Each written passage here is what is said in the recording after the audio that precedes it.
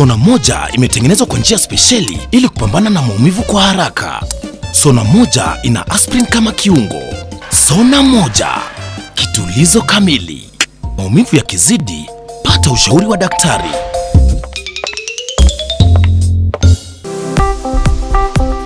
Digital disruption, cybersecurity, agile working, big data, artificial intelligence.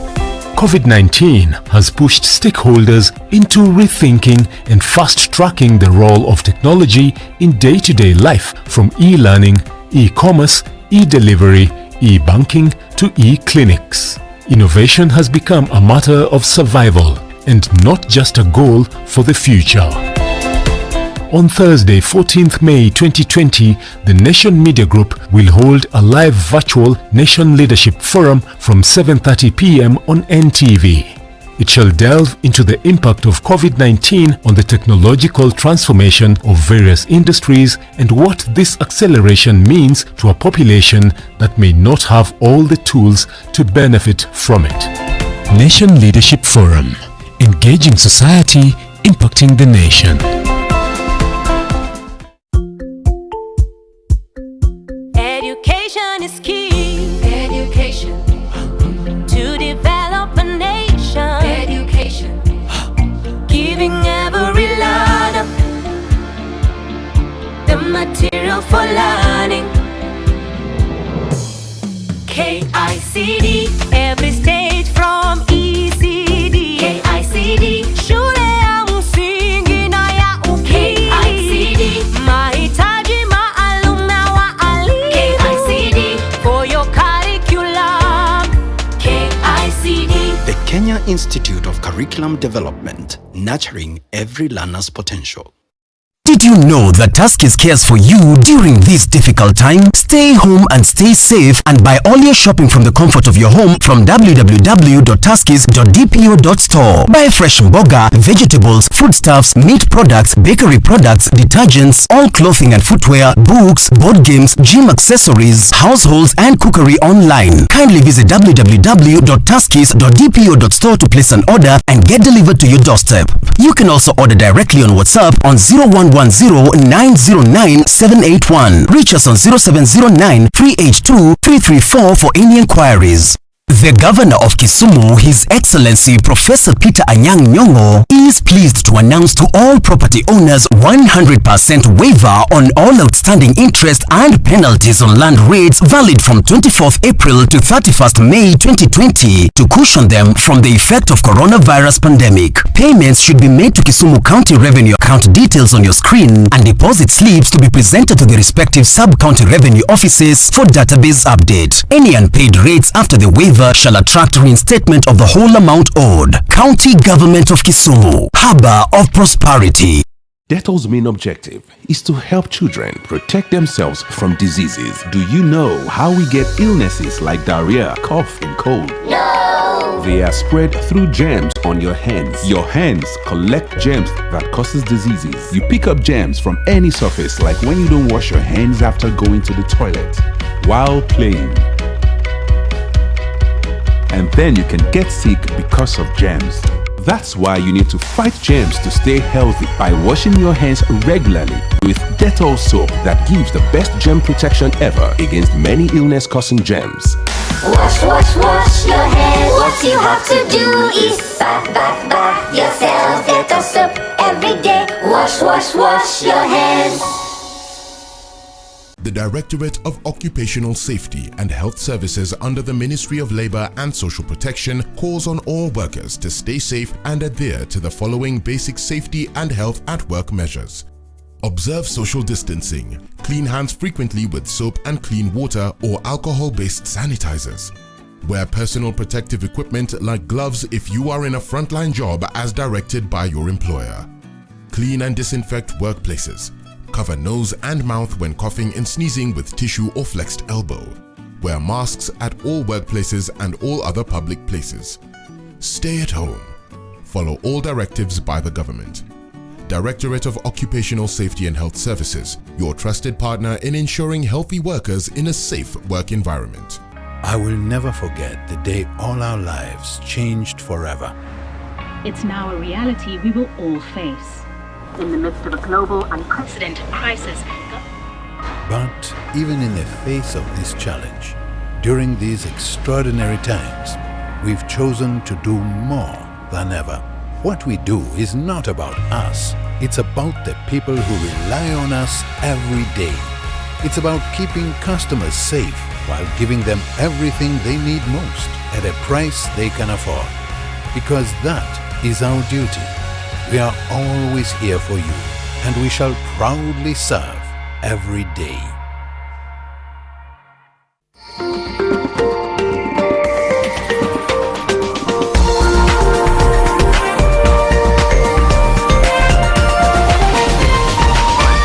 This is NTV.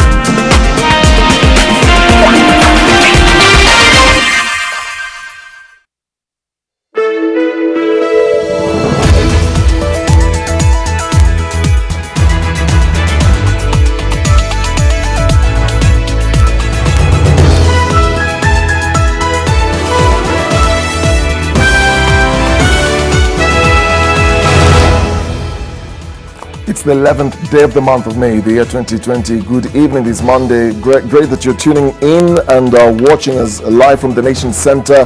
We have a full bulletin that we're going to cover for you in the next 1 hour or so. But first things first, let's just keep you up to date on what's happening globally in terms of the coronavirus pandemic and the global statistics at this hour.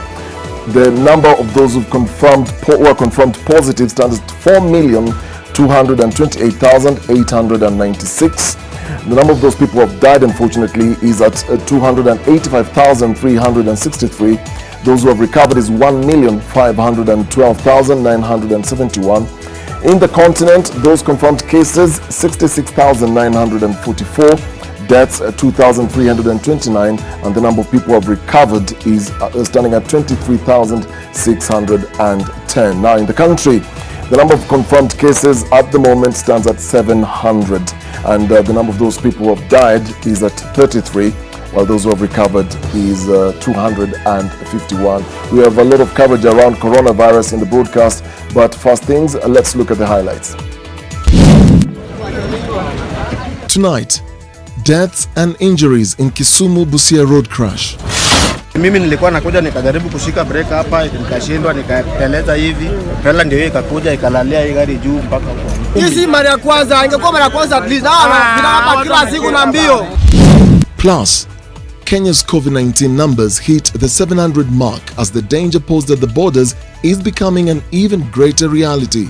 The 9 cases from Kajiado are all Kenyan truck drivers who are returning from Tanzania and tested at the Namanga border point.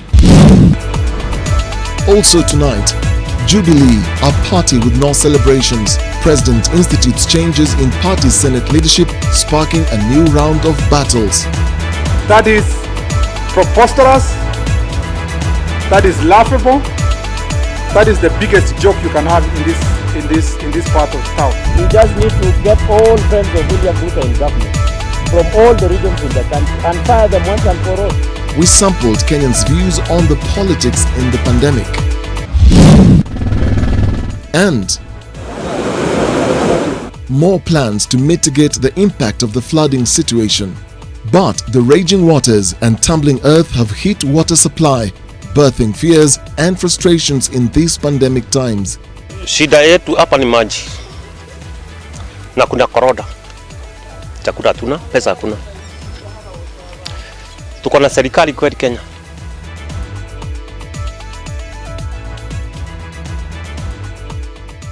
Live from the Nation Center, this is NTV Tonight with Dennis Okari. Well, our sign language interpreter tonight is David Agundo. And straight to our top story. 7 people have been killed in an accident that left many others nursing serious wounds. The accident that occurred along the Busia-Kisumu highway involved a lorry, a matatu and a saloon car. Charity Mwangi has more details. The swelling crowds and the presence of emergency response teams indicate that all is not well. The flames and the cloud of smoke emanating from this vehicle speak of the seriousness of the accident that claimed the lives of 7 road users. According to eyewitnesses, a lorry that was ferrying sugarcane lost control while trying to avoid a head-on collision with a saloon car. Mimi nilikuwa nakuja nikajaribu kushika breka hapa nikashindwa nikateleza hivi. Trailer ndio ikakuja ikalalia hii gari juu mpaka huko. Mwisho ikaanguka huko chini. The residents expressed concern over the recklessness and speeding that they say is the norm for most of the drivers plying this route. Hizi mara ya kwanza, ingekuwa mara ya kwanza at least hapa kila siku na mbio. Wanafaa tusaidie, wanakujanga hapa na fujo.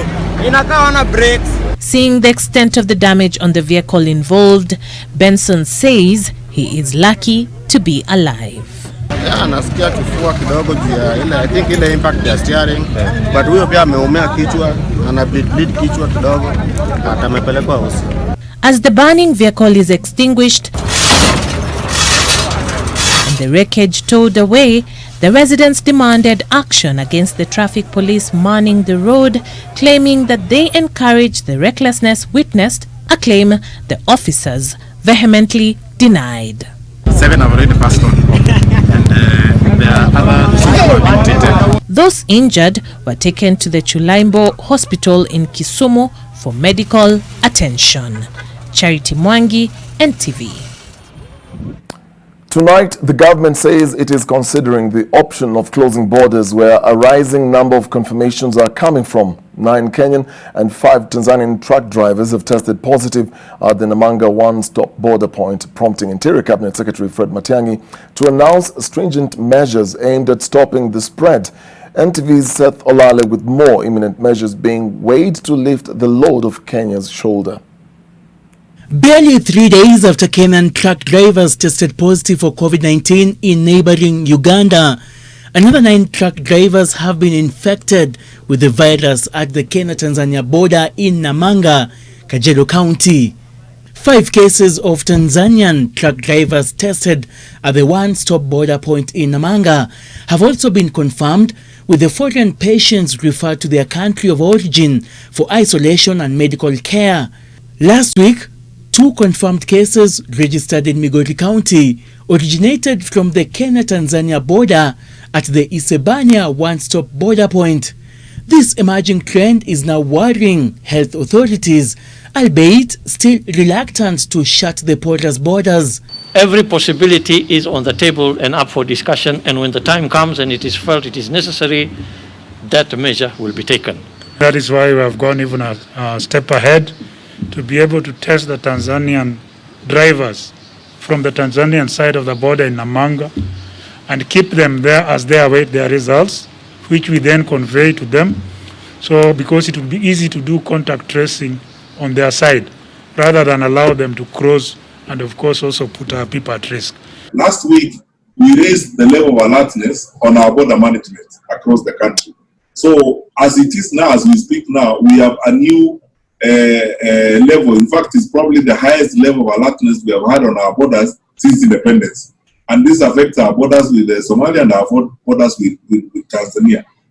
Another Kenyan truck driver who tested positive to COVID-19 virus has been admitted at the Moi Teaching and Referral Hospital in Voi, Taita Taveta County.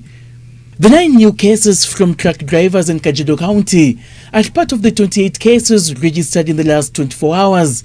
Others are from Mombasa, which registered 10 cases, Nairobi 7, with the remaining 2 confirmed in Wajir, raising the total tally to 700. 12 more patients have recovered, bringing the total number of recoveries to 251. The death of an 81-year-old patient at the Kenyatta National Hospital raises the total number of fatalities to 33. Hotel operators have received some relief after Tourism Cabinet Secretary Najib Balala announced that they will each be required to pay 1,000 shillings for COVID-19 testing in order to resume business. Issuance of compliance certificate will be free of charge once cleared to operate by public health officials. Nidhamu hii na sheria hizi zimewekwa kwa sababu ya kuhifadhi afya zetu sisi wenyewe kama Wakenya. The third phase of the COVID-19 containment assessment will determine whether the government will continue reinforcing the measures put in place or it will ease them. Seth Olale, NTV at the Ministry of Health Headquarters, Nairobi. Of the 700 people confirmed positive for COVID-19 countrywide, above 200 patients are from the coastal region.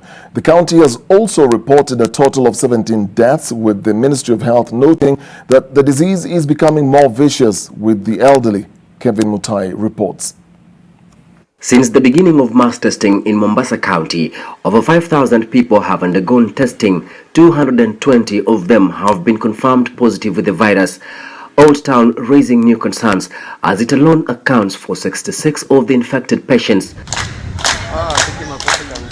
Out of the 600 health workers tested, 14 turned out positive for COVID-19. For the second day running, Mombasa County has led in the new infections with 10 patients confirmed from the latest samples tested. Mvita 3, 2 each from Changamwe, Kisauni and Nyali, and 1 from Likoni. The county executive member for health, Hazel Koitaba, says that out of the 464 people who volunteered for screening at the Likoni ferry from Monday last week, 6 have tested positive for the coronavirus. 17 people have so far died in the county, 9 of them being residents of Old Town in Vita constituency. Health officials maintain that the decision to institute a lockdown here in Old Town within Mombasa has helped in terms of combating the spread of COVID-19. Hakuna mtu atapita panya route, na zile panya routes ambazo tulikuwa tunazungumzia juu yake hapo mapema zilifungwa. Kesi za Mombasa imekuwa ni sehemu tofauti, sio mji wa kale peke yake.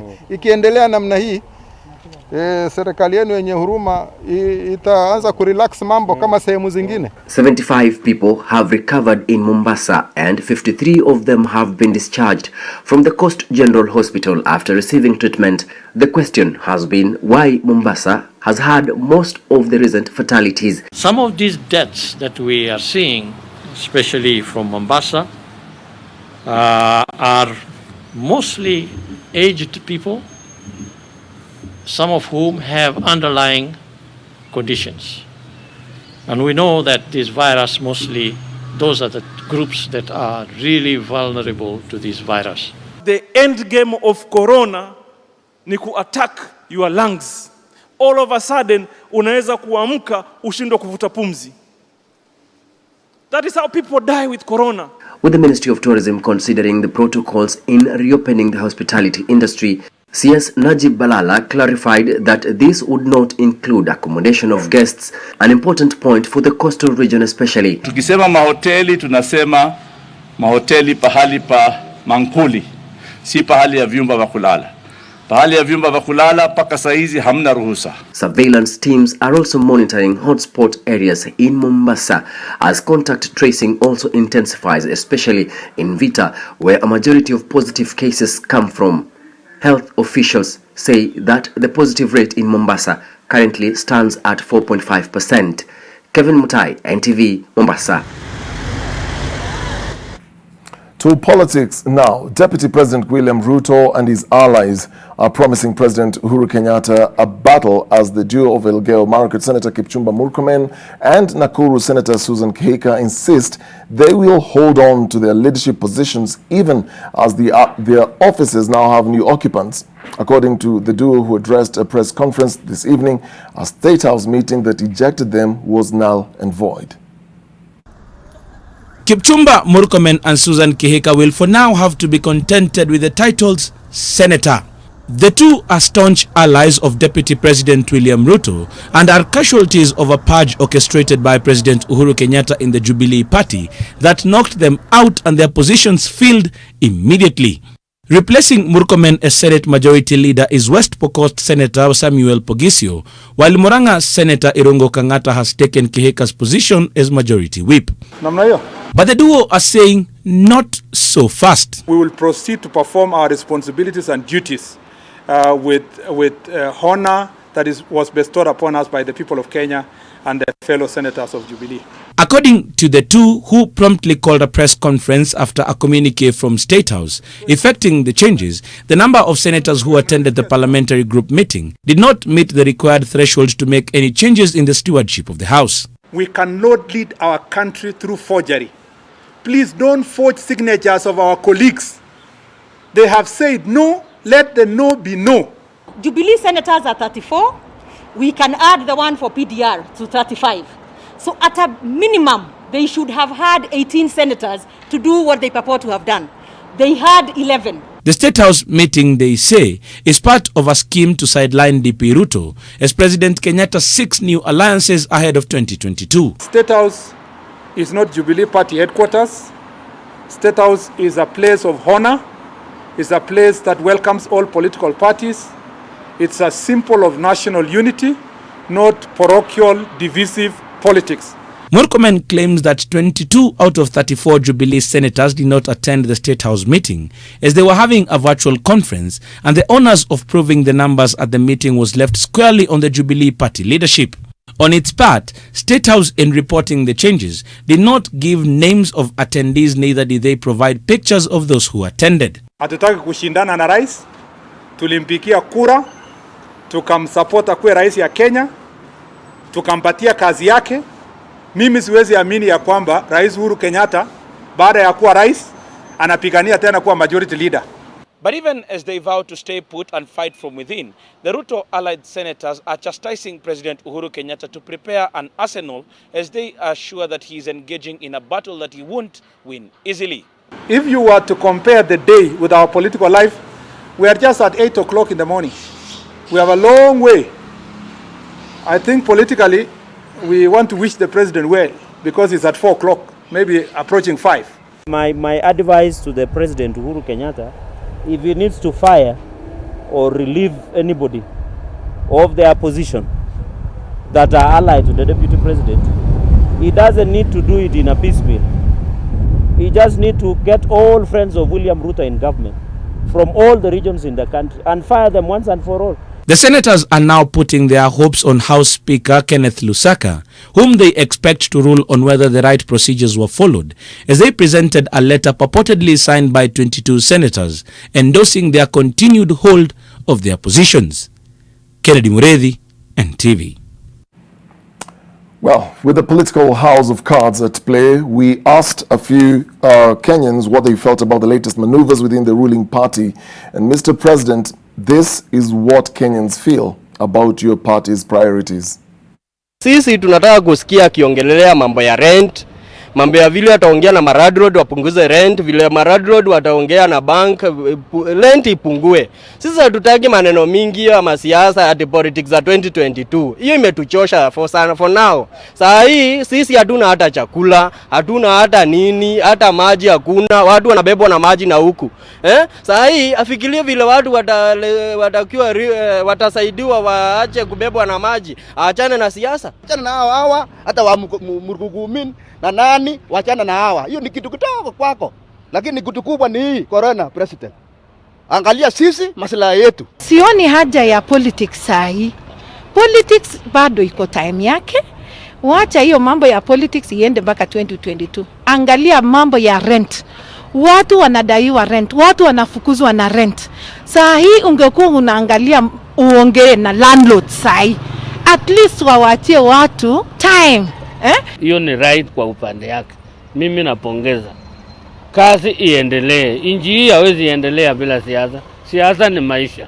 President angeita watu, the senators, so that we discuss maslahi ya Wakenya, vile tutajilinda na kujikinga kutoka janga la corona, ndo tujue tunaendelea namna gani kama nchi. You know, houses are being demolished at this time of pandemic. Hatuwezi kuwa tunafanya vitu kama hizi wakati huu. Watu wangebomolewa kitambo ama wangoje corona ishe. si kuita Senate kupanga mikakati ya siasa wakati huu. Ikiwa kutakuwa na mvutano kati ya chama ambacho kinachotawala cha Jubilee, itamaanisha vitu nyingi zitalala ambazo zinatakiwa zisukumwe wakati huu na ipate kutimizika wakati huu wa janga. Tumeshangaa badala ya president kutusikiza na kusikia maneno ya wananchi, kilio ya wananchi kuhusiana na maneno ya ugonjwa wa corona, kuhusiana na maneno ya floods ambayo imekuwa rampant. Sasa hizi kuangalia kifo ya floods ni around 200. Na tunaona yote ni majanga ambayo inastahili kushughulikiwa. At a time when we were facing this natural phenomenon like the corona issue, it does not mean we will stop doing other things. We could as well be meeting to discuss our future, because this will go. And we don't have to hold our things and put them out there to shelf out. Hii sasa Uhuru akiingia kwa siasa ametumaliza kabisa. Na tutaki kukufa kwa sababu ya hii corona. Hii ni wakati ambapo nchi inapitia wakati mgumu. Hii ni wakati ambapo viongozi wote katika nchi hii tunafaa kuwekwa pamoja na kushirikiana jinsi tunaweza kutatua janga hili la ugonjwa wa corona. Lakini rais amefanya makosa makubwa sana. Mambo ya siasa tuweke kando. 2022 tuweke kando. Hatujui kama tutafika 2022. Well, your say, their say. You don't want to miss tomorrow's copy of your Daily Nation. In it, a number of stories. One, Deputy President William Ruto's goose is cooked, or is it? President Uhuru Kenyatta moved to decapitate his deputy's influence in the Senate by replacing the DP's allies, Majority Leader Kipchumba Murkomen and Majority Whip Susan Kihika. In your Daily Nation tomorrow, find out why the two will not go without a fight and why the battle for supremacy is back to a game of numbers. Plus, why the Ministry of Health could soon require all hospitals to test patients for COVID-19 before admitting them. Don't miss your copy of that story and all those other stories tomorrow. Right on to an issue that's affecting many Kenyans and is an issue of concern. Water levels in rivers and dams across the country rose in the past 1 week to levels not witnessed in many years. According to the Water Resources Authority, all the dams in the country are beyond capacity. Rosungoi has more details. The long rains began in the second week of March, with heavy rains starting around mid-April. The most affected areas are around River Nyando in Kisumu County, River Nzoia from Mount Elgon, and River Tana from Tana River County. More than 3,300 acres of cash crops have also been washed away, and 1,586 houses swept away. Additionally, 3 health centers and 3 schools have been destroyed. The total number of deaths from floods now stands at 219 after 25 more people lost their lives in the last 24 hours.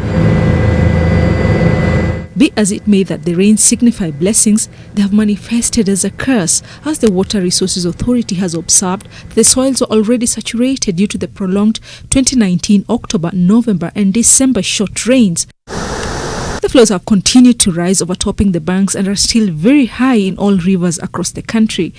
The brief also says that human manipulation of watersheds, drainage basins and floodplains, coupled with the effects of climate change, have occasioned an increase in the magnitude and intensity of the floods. Most of the dams are already full and spilling at the onset of the long rains. The 7 Fork dams on Tana River had been spilling since December 2019, and Akaini Dam is at full capacity. Most of the flooding has been at the Lake Victoria Basin, the Tana catchment area and the coastal strips.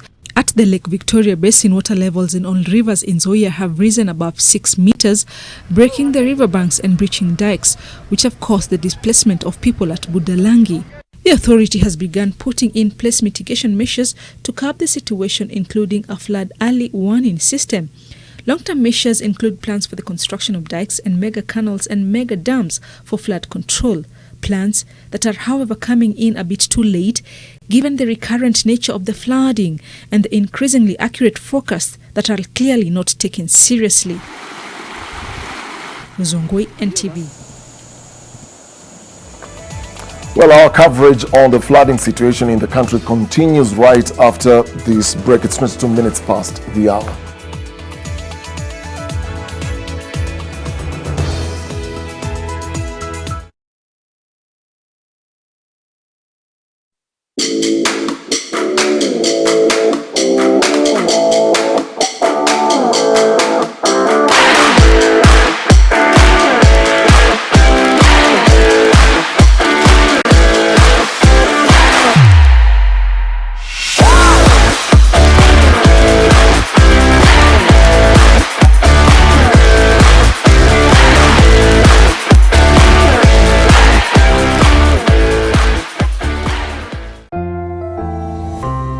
The risk of illness causing germs is increasing. It is believed that the coronavirus can remain on surfaces in your home for up to 9 days. Touching infected surfaces is one of the ways in which germs spread. Regularly disinfect your floors, countertops, and kitchen surfaces with bleach, and use an effective toilet cleaner inside and outside your toilet bowl. This message is brought to you by Medifacts, Jig, and Harpic. Birthday party! Birthday party! Birthday party! Birthday party! Are we not invited? We have gifts! Malaria! Mommy! Pests! Rat! Oh, die! Party! Compared to an ordinary spray, Mortein Doom Power Guard kills disease-causing pests instantly. Mortein Doom Power Guard. Jenereta hutumika vyema mjini wakati wa hitilafu ya stima, lakini maisha ya mashinani, sumo mpya ndio kiboko yao. Kwa watoto kusoma nyumbani, shuleni, kutumika kwa harusi kanisani, hata kwa sherehe ya kuzaliwa. Sumo mpya imetengenezwa kwa ustadi na yenye nguvu ya kuwaka hadi masaa 4. Tena haina harufu mbaya, moshi wala haitiririki. Sumo mpya ina rangi mbalimbali za kupendeza na vipimo aina nyingi kwa bei nafuu. Sumo mpya hupatikana kwa maduka na supermarket kote nchini. Sumo, rafiki wako wa kimazingira. Kwa maagizo, wasiliana nasi kwa nambari 0722575619 au 0736028181. Sumo, bidhaa bora kutoka Rock Industries.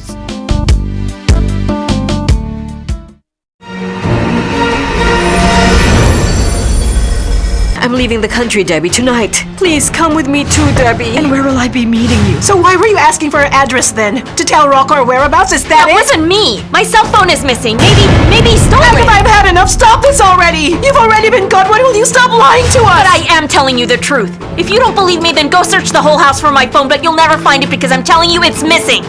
You're part of Rock's syndicate. Rosemary Bermudez, you are hereby under arrest for human trafficking and attempted murder. Agatha Magdibay, you are under arrest for crimes of kidnapping and human trafficking. Invest in Amani Ridge, the place of peace. Luxury you can afford. Call us today on 0790-300-300 or visit www.optivan.co.ke.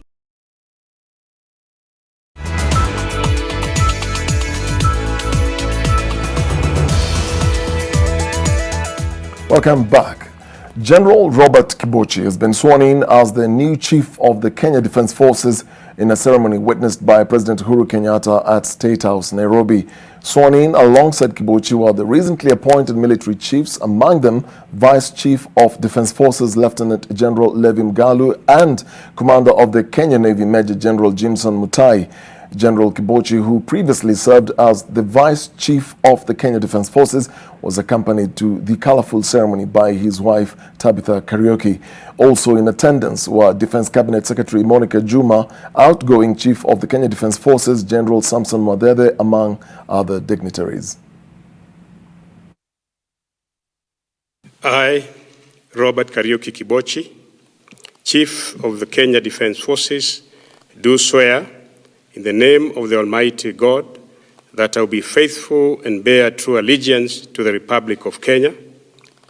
I take this opportunity to congratulate our new Chief of Defence Forces, General Robert Kibochi. Lee Mugala and Major General Mutai, you are now part of a team after this swearing of oath of office, and you now take up the leadership of our Kenya Defence Forces today. I am personally confident that you will indeed steer our defense forces with steady hands. Well, they say service to humanity is service to God. Seems to be the motto Chief Marilyn Ondo of Nambale Township in Busia County lives and works by. The local administrator has won the hearts of many through her efforts in supporting the less fortunate members of our community. Okusa brings us the encouraging story. 9 a.m. and already the chief's camp here at Kinjabi village in Nambale Township, Busia County, is teeming with old people. In just a short while, Marilyn Oundo, the area chief, will be making her entry. The exercise about to begin is the reason the 47-year-old mother of 3 is a person of interest. Chief Marilyn has managed to put a smile on the faces of the needy and vulnerable members of this community at a time when economic hardship has struck big. Tangu nisaliwe, hii kijiji ya Kinjabi tulikuwa hatujaona kitu kama hii. Wametuletea kitu ya kula, angalau chai, angalau mchele, chakula watakula. Na dada yetu Madam Chifu, namshukuru sana, amekuwa mama msaada ambaye ameungana na vijana wa area kwa area kutusaidia kwa siku ya leo. Soon after COVID-19 entered the country, Chief Marilyn and a group of young people swung into action. They have been sourcing for food from well-wishers in the area and later distributing it to the needy of Kinjabi village. Tukasema kwamba kuna wazee, mama wazee kabisa, kuna wengine tuko hapa nao, kuna watu ambao ni wagonjwa ambao wajiwezi katika hii kijiji na kuna pia walemavu. Ni vigumu sana vile wataweza kujisaidia wakati huu wa janga. Haya, mwenye anamshikia. Chief Marilyn has also taken it upon herself to ensure that members of the community are sanitized and informed about the coronavirus and that they adhere to the Ministry of Health guidelines. Nimewaeleza hata hapa kwamba watoto wakati huu wako nyumbani na hii hali ya janga lenye liko la corona haieleweki ugonjwa huu utaisha lini. Kwa hivyo wazazi nimewaambia waweze kuwatunza watoto, wawalee kwa maadili mema, wawe nao katika ukaribu ili waelewe wanafanya nini, wasiwaruhusu kutembea ovyo ovyo. Chief Marilyn has been in charge of Nambale Township for 10 years, a position she assumed after she got promoted in 2010. Okusa, NTV. A very good lesson to many. While the COVID-19 virus is bringing out the worst in many others, those whom it's bringing out the best. Over 20,000 artists across the country are set to benefit from the recent launched Work for Pay 100 million shilling stimulus package. The funds will be distributed through a campaign dubbed Together at Home, spearheaded by several government agencies as a means to cushion artists. This, in turn, will see artists partner with the various stakeholders for certain projects so as to get their pay as opposed to receiving handouts. Lights, camera, but no action. At least not the usual stages and platforms that musical artists are used to. In seeking to shield artists from the vagaries of a tough economy, President Uhuru Kenyatta issued a directive on the 6th of April to avail funds to artists as a means to cushion them and keep the beats going and the hearts of the art beating. The ministry has adopted a work for pay model where money will be paid against the production of works geared towards promoting COVID-19 creative community education. The State Department of Culture is to engage visual artists to develop visual works such as paintings, drawings, photography. The Permanent Presidential Music Commission will engage musicians and dancers. The National Museums of Kenya will also work with visual artists and promote graffiti. The Kenya Cultural Center will work with actors and poets, while the Kenya Film Commission will work with producers to create productions around the COVID-19 pandemic. Programs should ensure that there is gender equity and that artists from across the 47 counties are represented, 30% of whom will be vulnerable groups and persons living with disabilities. Artists are also expected to register to benefit from the program at a fee, a move which has left the artists questioning why they need to pay to be listed to receive what is due them. Those that would like to be registered and don't have the resources to do that, I would actually like, on the part of the ministry, on the part of the Department of Culture, to announce a waiver of that fee. As long as you register within a specific period of time, we will provide the details as to how that will be done. The ministry is looking to spur the use of arts and entertainment to highlight new avenues of work, enhance creative community, education and mental well-being for all Kenyans. The implementation of the project is set to take 3 months. Helen Aura, NTV. Well, let's take a short break. I'll be back with the day's top business stories.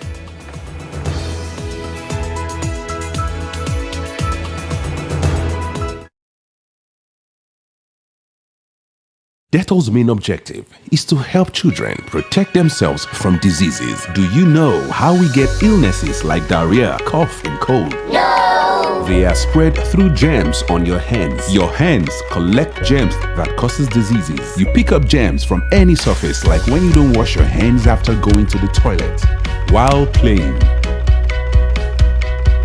And then you can get sick because of germs. That's why you need to fight germs to stay healthy by washing your hands regularly with Dettol soap that gives the best germ protection ever against many illness-causing germs.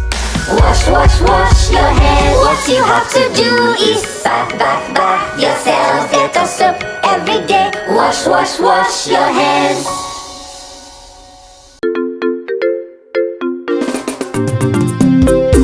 Can you tell Kenyanju to come to my office immediately? Good morning. Good morning. Mimi sipendi unapanguza floor. Hiyo dust uache hapa kwa meza. Clean up.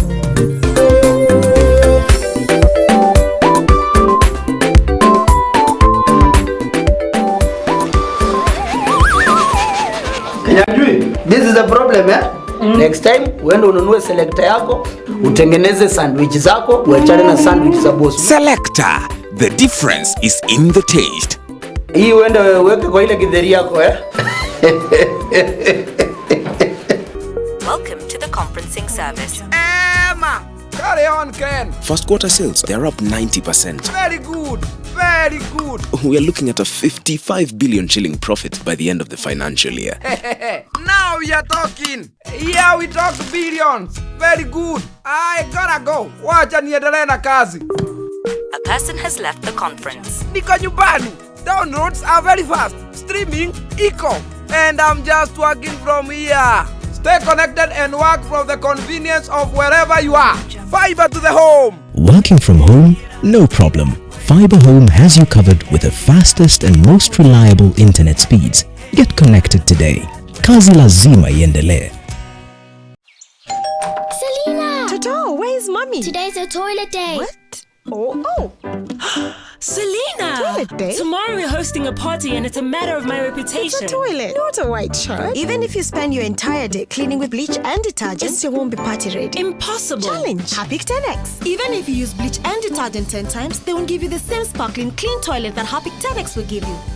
Wow! Harpic 10X. Harpic, Kenya's #1 toilet cleaner.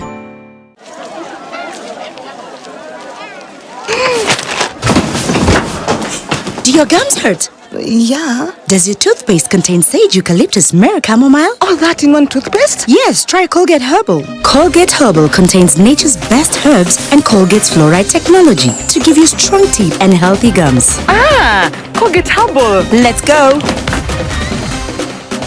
Colgate Herbal for strong teeth and healthy gums naturally.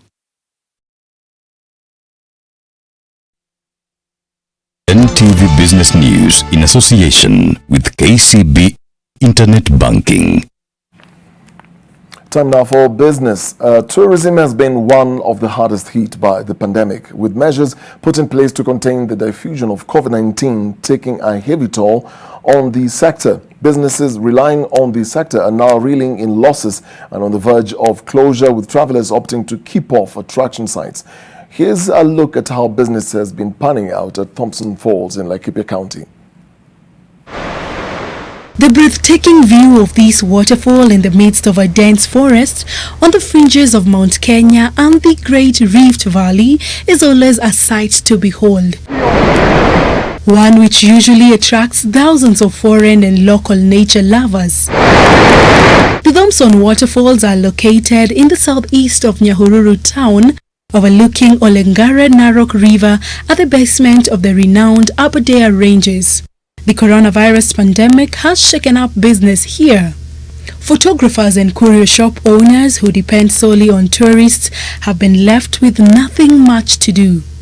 Ugonjwa ikifike tulikuwa tunatengeneza kama mtu 1000 kwa siku. Lakini siku hizi hata 100 upati. The government's ban on movement in and out of the Nairobi metropolitan areas and other key areas with high infection rates has been a blow on local tourism. Kitazama hivyo utaona hakuna watu. Sasa imekuwa tu ninja. Hatuna lingine, tunavumilia tu juu hatuna lingine. A trip here is not usually complete without grabbing a souvenir to remember the good memories. But now, these courier shops are recording a significant dip in sales. Tunaadhirika hata saa ingine unakuja unashida hapa, hata kupata shilingi 200 inakuwa ni shida. Kuuza shilingi 200. The businessmen are now calling on government support to cushion them from bearing the blunt caused by the pandemic. Lillian Kiarie, NTV. The real estate sector continues to face challenges, with prices of prime residential properties in Nairobi recording a 1.03% drop in the 3 months from the end of 2019 to March 2020. The report by property realtor Knight Frank was carried out before the first case of the coronavirus pandemic. The report, dubbed Prime Global Cities Index for the first quarter of 2020, also reveals that prime rentals decreased by 2.1% over a similar period. The drop was attributed to tighter liquidity in the market and oversupply of residential properties in certain locations such as Karen, and continued corporate budget cuts by multinationals. The report also says that while Kenyans struggle to survive the virus, prime residential rents and sale prices are expected to decline further.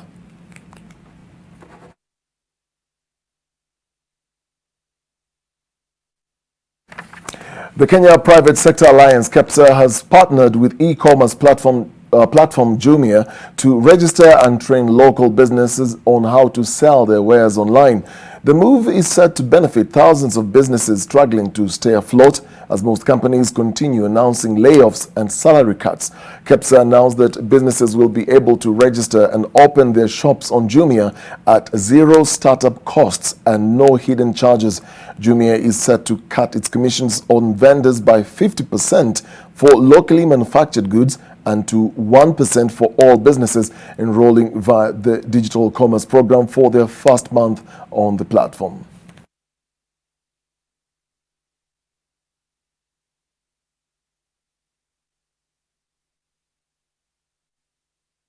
Insurance firm UAP Old Mutual has joined the list of firms reinventing their business models to stay afloat amid the coronavirus pandemic. The firm has spruced up its medical cards to include an option that will see its customers' medication delivered to their doorsteps. Nairobi residents are first in line to benefit from this partnership between the insurance firm and various pharmacies. The firm has also opened up options for customers to access doctors' consultations, prescription and mental health counseling through Zoom or WhatsApp video conferencing.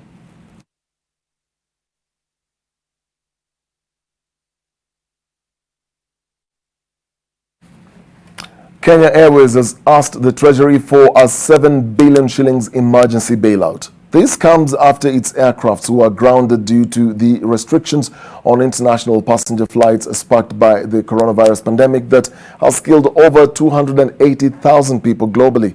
Also, former President Mwai Kibaki will be the highest paid public officer from July 1st. For this and more stories, get your copy of the Business Daily tomorrow.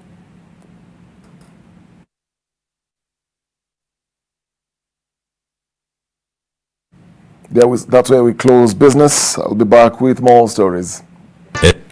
NTV Business News in association with KCB Internet Banking. We can always talk about your account, online, whenever you like. Register at your nearest branch for KCB Internet Banking today.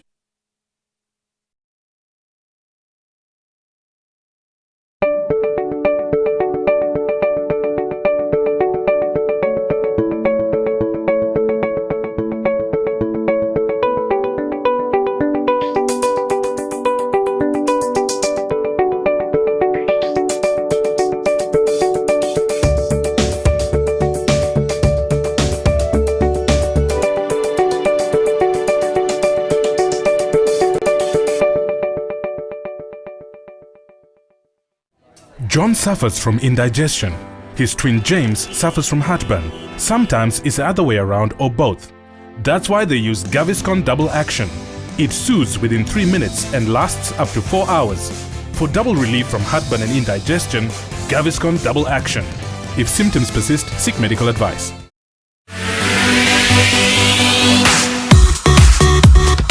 You spoke, we listened, and now every weekday at 6:30 a.m. you can join Evelyn and Peter to get your daily fitness fix.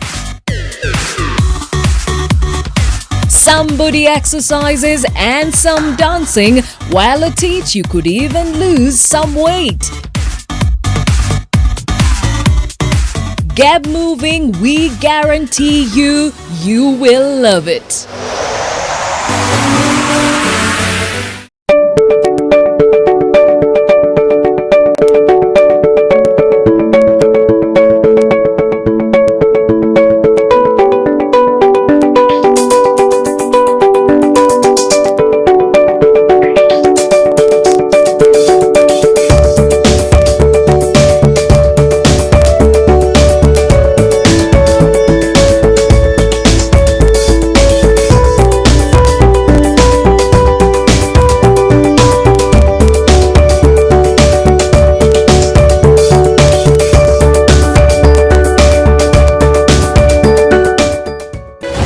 My name is Michael Olunga.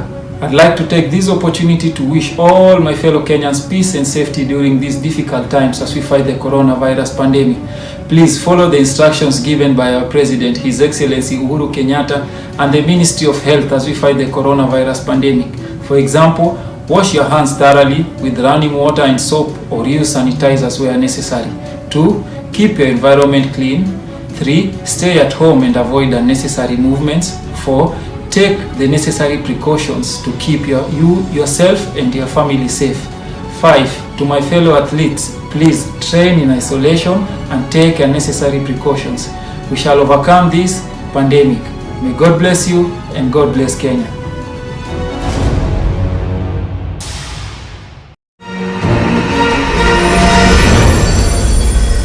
I'm leaving the country, Debbie, tonight. Please come with me too, Debbie. And where will I be meeting you? So why were you asking for an address then? To tell Rocco our whereabouts? Is that it? Wasn't me. My cell phone is missing. Maybe he stole it. I've had enough. Stop this already. You've already been caught. When will you stop lying to us? But I am telling you the truth. If you don't believe me, then go search the whole house for my phone, but you'll never find it because I'm telling you it's missing. You're part of Rocco's syndicate. Rosemary Bermudez, you are hereby under arrest for human trafficking and attempted murder. Agatha Magdiba, you are under arrest for crimes of kidnapping and human trafficking. Invest in Amani Ridge, the place of peace. Luxury you can afford. Call us today on 0790 300 300 or visit www.optivan.co.ke. Credit to you if you stay at home. If you must shop online, use your NCBA credit card. Stay home. Stay safe.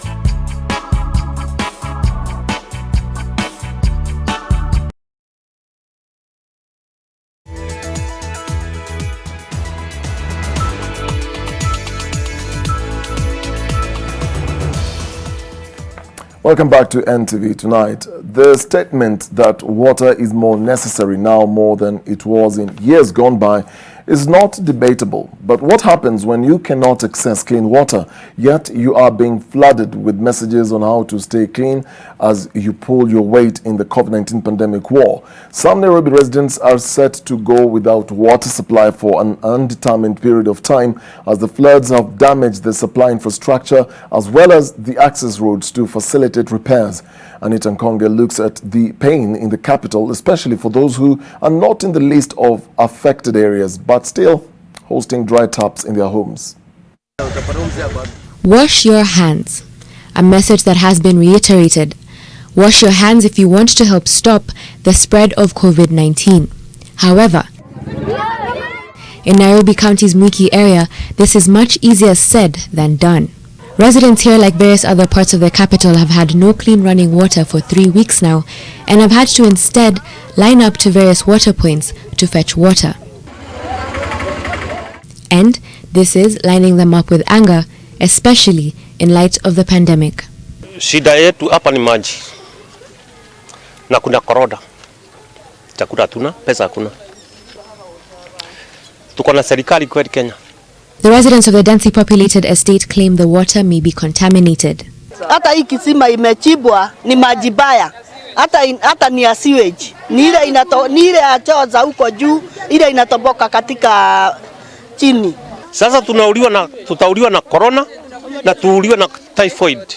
The scene here raises concern about the requirements to observe social distancing, but it sometimes surpasses the sensitivity around COVID-19.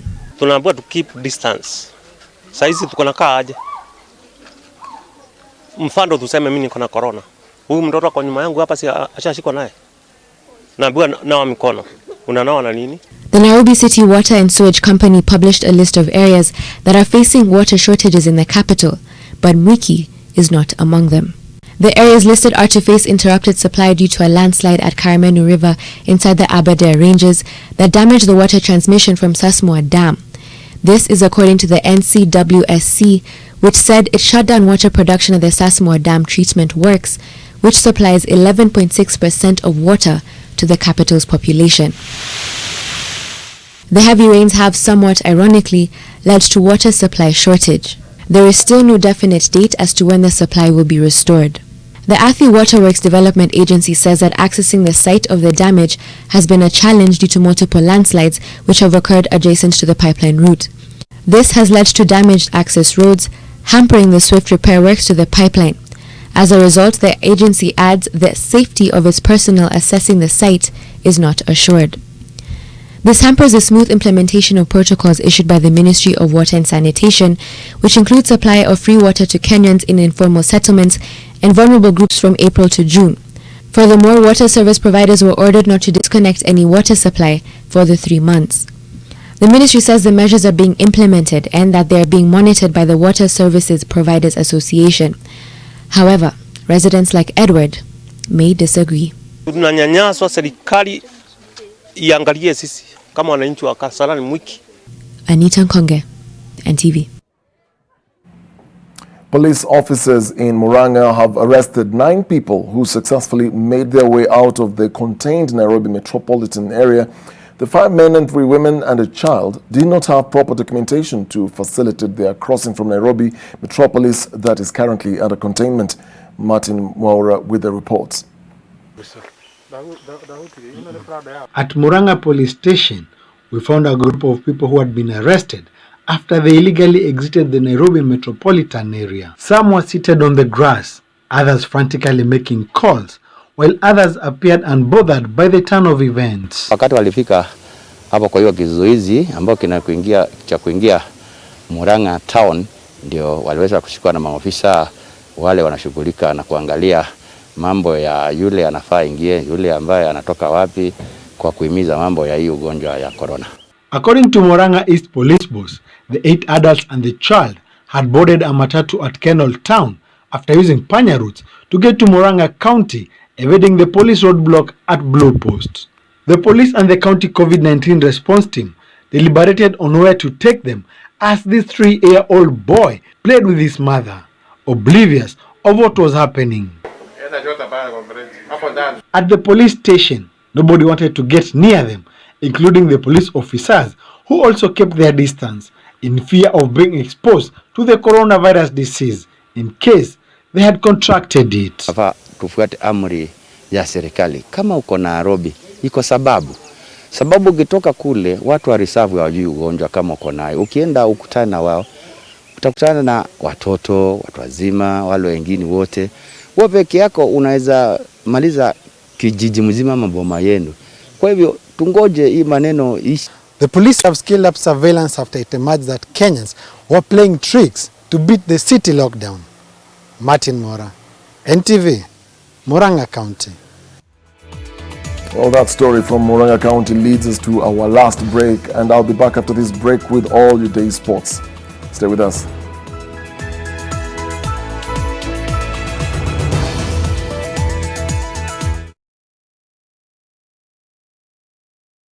For a better tomorrow, don't forget to do the 1, 2, 3 with Colgate every night.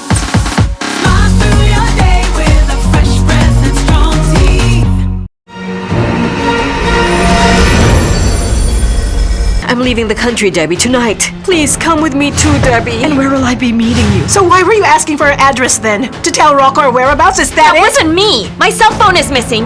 Maybe he stole it. I've had enough. Stop this already. You've already been caught. When will you stop lying to us? But I am telling you the truth. If you don't believe me, then go search the whole house for my phone, but you'll never find it because I'm telling you it's missing.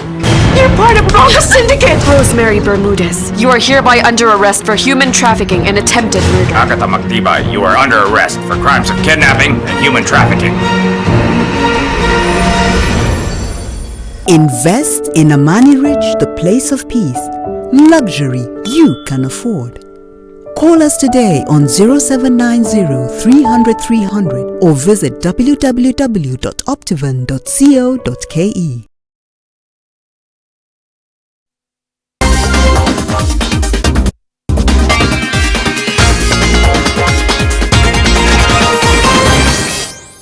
Time to play. The athletics rivalry between Kenya and Ethiopia has lit up the track for decades and often provided epic races throughout the years.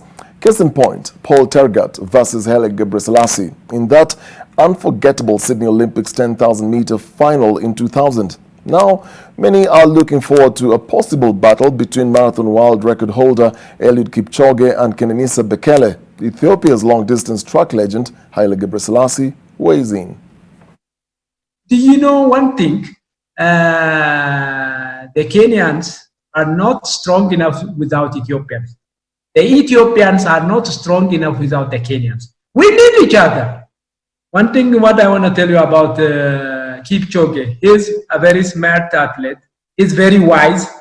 He's really, if you ask me, pick one person in this athletics world nowadays, I pick just Kipchoge.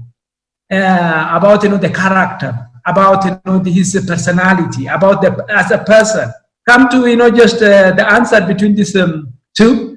Well, my answer is gonna be just let the best win. The legend there playing safe. Gebrselassie was speaking in a session with the International Sports Press Association there. Moving on, different English Premier League club officials met today to establish whether it will be possible to resume and complete the current season. This as the UK government announced that professional sports, even behind closed doors, will not be staged in England until 1st of June at the earliest.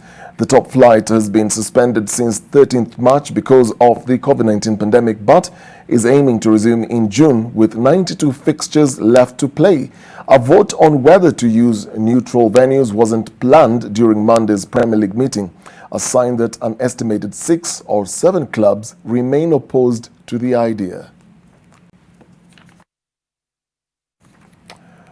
The Burundi Football Federation has confirmed that football activities in the country will resume in 10 days' time. According to communication released by the president of the federation, Yusuf Mosi, football will return on 21st of May for the Burundi Main Premier League Division 2 and the knockout competition.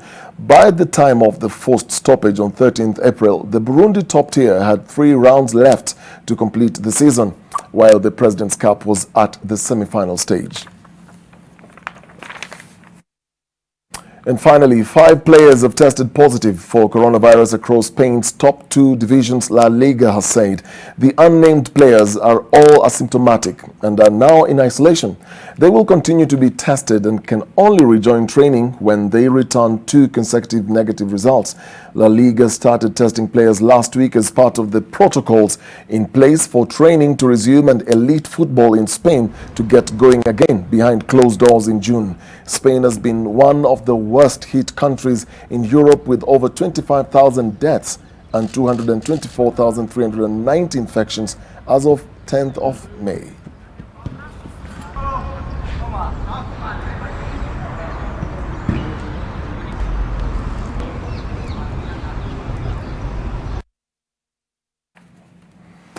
Hapo ndio tunasema ni mwisho wa habari. Thank you so much for watching this news broadcast. My name is Dennis Okari and our sign language interpreter tonight has been David Agundo, and we keep reminding you to put our health workers and those who are providing essential services in prayers. They need grace and they need boldness and courage to do what they're doing. So we applaud our nurses. Continually we do this just as a sign to encourage them, because they are our frontline soldiers against this COVID-19 global pandemic. So hongera for the work that you are doing, and we feel that you need to be appreciated more, obviously. But from us, what we can do is supporting you by meeting all the directives that the government is issuing, staying at home, washing your hands, sanitizing, and putting on your face mask. Very, very important, so that we stop the numbers of people going to the hospitals to be attended to. So thank you very much. We appreciate you. With that being said, have a great night. Be safe, yourself and your family, and take care of each other. Good night.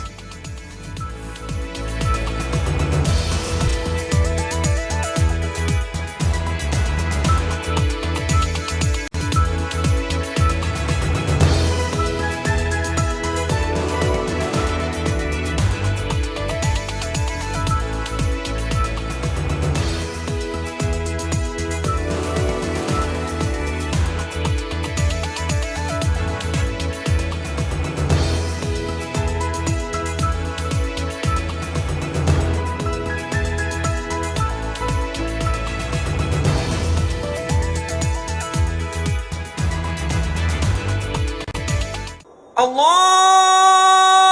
Akbar, Allahu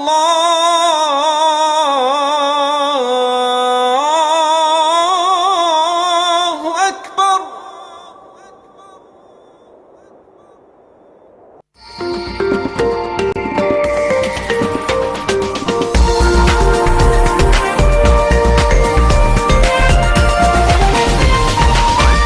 This is NTV.